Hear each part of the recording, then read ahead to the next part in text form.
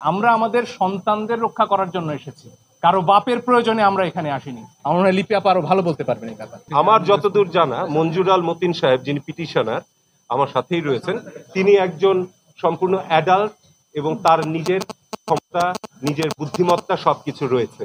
তার বাবার কথায় তিনি উঠেন বসেন বা তার কথায় তার বাবা উঠেন বসেন, আমার মনে হয় এটি ঠিক নয়। এবং বাবার সাথে ছেলের মিলিয়ে ফেলাটা কখনোই ঠিক নয়। তার নিজের বিবেক বুদ্ধি দিয়ে তিনি কাজ করছেন, তার বাবা তার নিজের বিবেক বুদ্ধি দিয়ে কাজ করছেন। এখানে কোনো কনফ্লিক্ট অফ ইন্টারেস্ট নেই। এই মাসুদ, আমি এই প্রশ্নটা একটু রেসপন্ড করতে চাই। আমাদের সহকর্মী এই সুপ্রিম কোর্ট বারের আইনজীবী আখি আকান, তাকে আমরা সবাই চিনি, সে এখানে নিয়মিত প্র্যাকটিস করে। তার স্বামীর কথা সে পরিচয় দিচ্ছিল যে একদিনও গলা উঁচু করে তিনি কথা বলেন। শেরপুরে ছিলেন, তার সন্তানকে স্নান করাচ্ছিলেন দুপুরবেলা, 100 পুলিশ এসেছে, তাকে ধরে নিয়ে গেছে, গায়ে কাপড়টা দেওয়ার সুযোগ দেওয়া হয়নি। কেন নেওয়া হয়েছে জানেন? কারণ সেই আখির স্বামীর ভাই নাকি বিএনপি করেন, এবং আজকে একই কার্ড খেলা হচ্ছে যে আমার বাবা কি করলেন সেজন্য আমি দায়ী।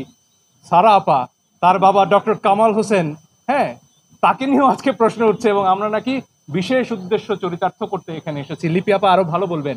সেদিন সকাল 9:15 যেদিন কালকে আমরা তো পিটিশন দায়ের করলাম, লিপি আপা বললেন যে বাচ্চারা তো ডাক দিয়েছে রাস্তায় নামার, এদেরকে তো আবার গুলি করবে, আমরা কি কিছু করতে পারি না?